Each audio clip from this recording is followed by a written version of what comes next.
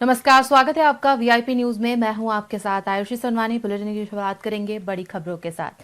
राजस्थान के मुख्यमंत्री भजनलाल शर्मा ने पाली के मुंडारा गांव में पंचायती राज राज्य मंत्री ओटा राम देवासी के निवास पर पहुंचकर उनकी माताजी को श्रद्धांजलि अर्पित की। इसके बाद मुख्यमंत्री भीलवाड़ा के नाथड़ियास गांव पहुंचे, जहां उन्होंने विधायक लादू लाल पिथलिया के निवास पहुंचकर उनकी स्वर्गीय माताजी को श्रद्धांजलि अर्पित की। मुख्यमंत्री शर्मा ने ईश्वर से दिवंगत आत्माओं की शांति और परिजनों को इस दुख को सहने की शक्ति प्रदान करने के लिए प्रार्थना की। साथ ही मुख्यमंत्री ने शोक संतप्त परिजनों से मुलाकात की और उन्हें ढांढस बंधाया। इस दौरान बाली विधायक पुष्पेंद्र सिंह सहित कई लोग मौके पर मौजूद रहे।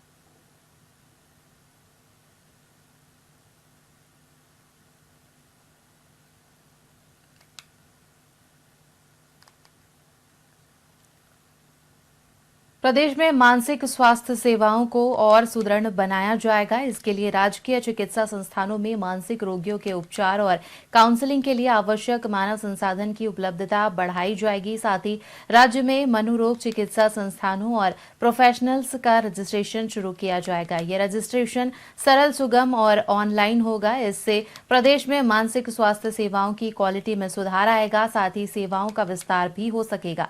चिकित्सा एवं स्वास्थ्य विभाग की प्रमुख शासन सचिव गायत्री राठौड़ ने स्वास्थ्य भवन में आयोजित स्टेट मेंटल हेल्थ अथॉरिटी की प्रथम बैठक की अध्यक्षता करते हुए इस संबंध में आवश्यक दिशा निर्देश दिए। उन्होंने कहा कि टेलीमानस हेल्पलाइन के माध्यम से सामने आने वाले मामलों में रोगी को त्वरित उपचार उपलब्ध करवाने के लिए रेफरल सिस्टम को मजबूत किया जाए।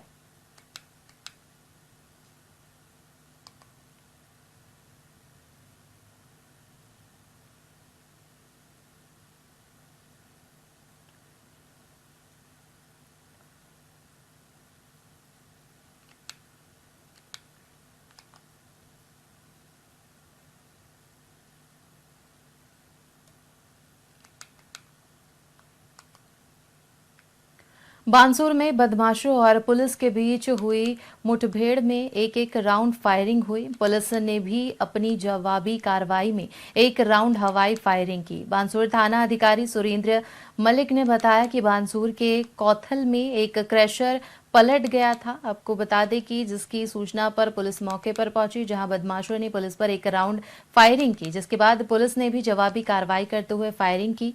बदमाश केपर गाड़ी लेकर भागने की कोशिश कर रहे थे, लेकिन गाड़ी पलट गई, जिसमें 5 से 6 बदमाश घायल हो गए और पुलिस ने 6 बदमाशों को दबोच लिया और घायल बदमाशों को बानसूर उप जिला स्वास्थ्य केंद्र पहुंचाया गया, जहां घायलों का इलाज करवाया गया।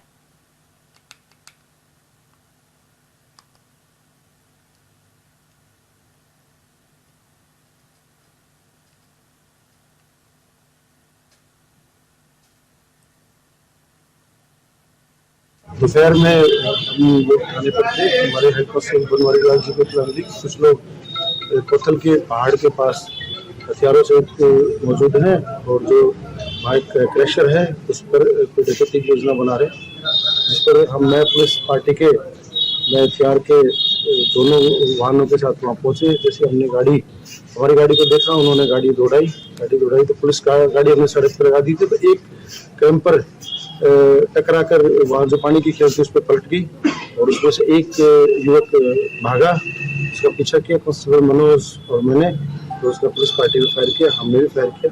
इसमें जान माल का कोई नुकसान नहीं हुआ, उसको काबू किया। हमारे कांस्टेबल मनोज ने बहुत ही बहादुरी से आज उसको दबोचा, नहीं तो और भी वारदात हो सकती थी, दूसरा भी फायर कर सकता था। कितने लोग सर इसमें शामिल? 6 लोग हैं और अभी पुलिस कार्रवाई चल रही है और जो गाड़ी पलटने से इनके चोटें उठ आई हैं, पहले इनका इलाज करा रहे हैं। विस्तृत पुलिस कार्रवाई करके आप लोगों को जल्दी बताएंगे। दोपहर में वागड़ के विकास पुरुष स्वतंत्रता सेनानी और पूर्व मुख्यमंत्री स्वर्गीय हरिदेव जोशी की 104वीं जयंती पर जिला कांग्रेस पार्टी ने 3 स्थलों पर विभिन्न कार्यक्रम आयोजित किए, जहां घाटोल विधायक नानालाल नीनामा के मुख्य अतिथि में आयोजित त्रिस्तरीय आयोजन में स्वर्गीय जोशी के समाधि स्थल पर पुष्पांजलि के बाद जिला कलेक्टर परिसर में स्थित जोशी प्रतिमा पर माल्यार्पण किया गया। इसके बाद जिला कांग्रेस कमेटी के हरिदेव जोशी भवन में विचार गोष्ठी का भी आयोजन किया गया। इस मौके पर जिलाध्यक्ष रमेश चंद्र पंड्या, कार्यकारी जिलाध्यक्ष अब्दुल गफ्फार, जिला सोशल मीडिया प्रभारी भारत दोसी सहित अन्य कार्यकर्ता मौजूद रहे।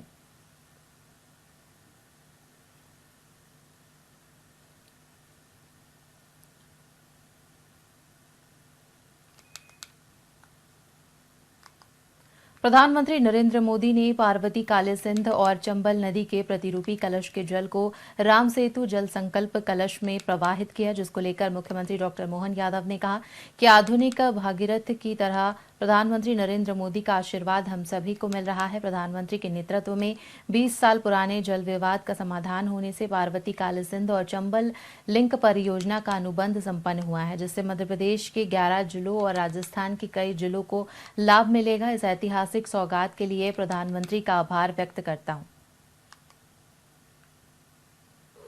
आज का दिन ये बना है तो केवल माननीय मोदी साहब के, माननीय प्रधानमंत्री जी के आशीर्वाद के कारण से मौका आया है। 20 साल पुराना झगड़ा जल का लंबे समय तक हाई कोर्ट, सुप्रीम कोर्ट और राजस्थान और मध्य प्रदेश बिल्कुल लगे लगे राज्य हैं, लेकिन 11 जिले मध्य प्रदेश के, हमारा चंबल का पूरा इलाका, वहां से लेके पश्चिमी मध्य प्रदेश तक, उधर राजस्थान के भी कई सारे जिले, दोनों जिलों के लिए ये आज की जल योजना की सौगात सच में आधुनिक भागीरथ की तरह माननीय प्रधानमंत्री जी का आशीर्वाद हमको मिल रहा है।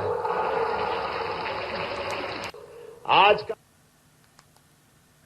राजगढ़ पंचायत समिति क्षेत्र की ग्राम पंचायत श्रीचंदपुरा के बड़ला गांव में जल जीवन मिशन योजना के तहत खोदे गए 2 ट्यूबवेल का मिलान और विद्युत कनेक्शन करने के लिए पहुंचे प्रशासन को ग्रामीण महिलाओं के विरोध के चलते बेरंग लौटना पड़ा। बता दें कि श्रीचंदपुरा के बड़ला गांव में जल जीवन मिशन योजना के तहत घर घर पानी पहुंचाने के लिए 83 लाख रुपए स्वीकृत हुए थे। योजना में 2 नलकूप, बड़ला गांव की पहाड़ी पर एक टंकी और 6,674 मीटर पाइपलाइन बिछवाने का कार्य स्वीकृत हुआ था, जिसमें बड़ला गांव में पहाड़ी पर टंकी बना दी गई और श्रीचंदपुरा गांव की पहाड़ी की तलहटी में 2 नलकूप खोद दिए गए और 3 किलोमीटर पाइपलाइन बिछा दी गई। पेयजल योजना का कार्य 8 अक्टूबर 2022 को पूर्ण करना था, लेकिन श्रीचंदपुरा गांव के ग्रामीणों ने गांव से बड़ला गांव में पानी ले जाने का विरोध करना शुरू कर दिया, जिसके कारण बड़ला गांव की जल जीवन मिशन योजना का कार्य विगत 2 सालों से अधूरा पड़ा है। इस मौके पर तहसीलदार वीपी सिंह नरूका, जलदाय विभाग, विद्युत वितरण निगम के अधिकारी और कार्मिक, साथ ही टहला थाना अधिकारी ब्रजेश सिंह तनवर पुलिस जाब्ते के साथ मौजूद रहे। जेजेएम के तहत श्रीचंदपुरा में 2 बोर करवाए गए थे, जिन बोरिंग से बड़ला गांव के लिए सप्लाई होनी थी पानी।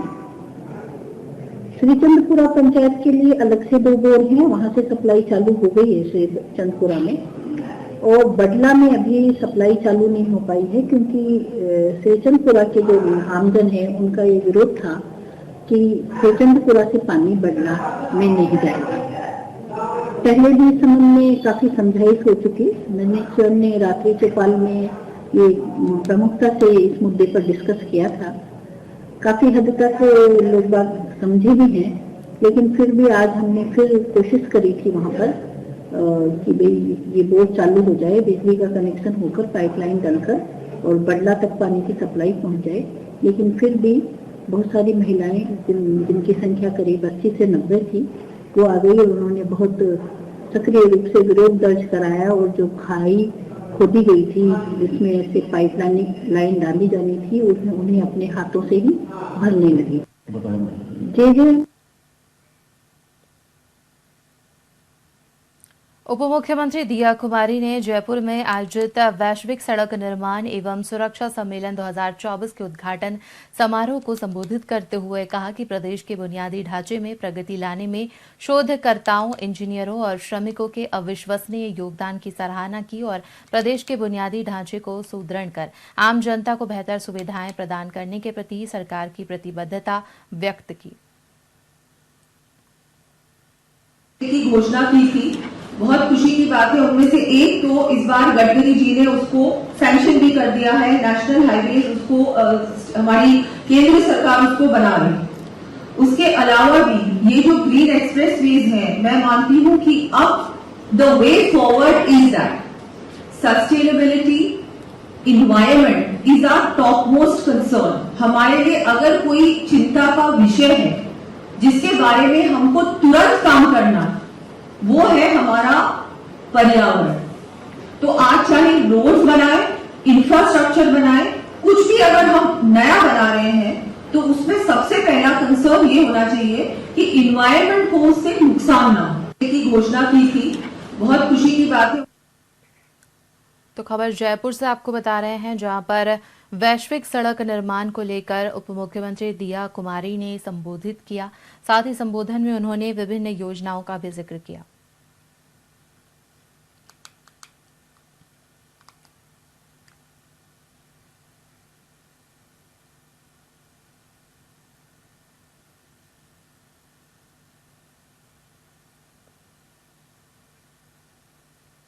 खबर जयपुर से है, जहां पर सड़क सुरक्षा को लेकर सम्मेलन का आयोजन किया गया था, जिसमें उप मुख्यमंत्री दिया कुमारी शामिल हुई। आपको बता दें कि उप मुख्यमंत्री ने इस अहम कार्यक्रम का उद्घाटन किया, जिसमें संबोधित करते हुए उन्होंने विभिन्न ऑर्गेनाइजेशन का भी जिक्र किया और साथ ही योजनाओं का जिक्र करते हुए उन्होंने कहा कि जल्द ही सड़क निर्माण पूरा कर लिया जाएगा, जिससे लोगों को सुविधा मिलेगी। जयपुर में आयोजित सरस राज सखी राष्ट्रीय मेला इस समय चर्चा का विषय बना हुआ है। जवाहर कला केंद्र और इंदिरा गांधी पंचायती राज संस्थान में हो रहे इस मेले ने अपनी खासियत और विविधता से खूब प्रसिद्धि हासिल की है। ये मेला खासतौर पर उन महिलाओं के लिए एक मंच प्रदान कर रहा है जो स्वयं सहायता समूहों के माध्यम से अपने हस्तशिल्प, जैविक उत्पाद, घरेलू सामान और खाद्य उत्पादों का निर्माण करती हैं। राजीविका दीदियों की ओर से निर्मित विभिन्न प्रकार के शिल्प कला, एम्ब्रॉयडरी, जैविक उत्पाद और घर का साज सामान, खाने पीने से जुड़े उत्पादों के स्टॉल्स यहां आकर्षण का केंद्र बने हुए हैं। इस मेले में राजस्थान, गुजरात, उत्तर प्रदेश, मध्य प्रदेश, छत्तीसगढ़, गोवा, हिमाचल प्रदेश और जम्मू कश्मीर, केरल, तेलंगाना और असम जैसे राज्यों की महिलाएं अपने उत्पादों के स्टॉल लगाकर रचनात्मकता को प्रदर्शित कर रही हैं। बता दें कि ये मेला ग्रामीण भारत की महिलाओं को आत्मनिर्भर बनाने के लिए एक अहम कदम है, जो केंद्र सरकार के आत्मनिर्भर भारत अभियान और वोकल फॉर लोकल की थीम पर लगाया गया है।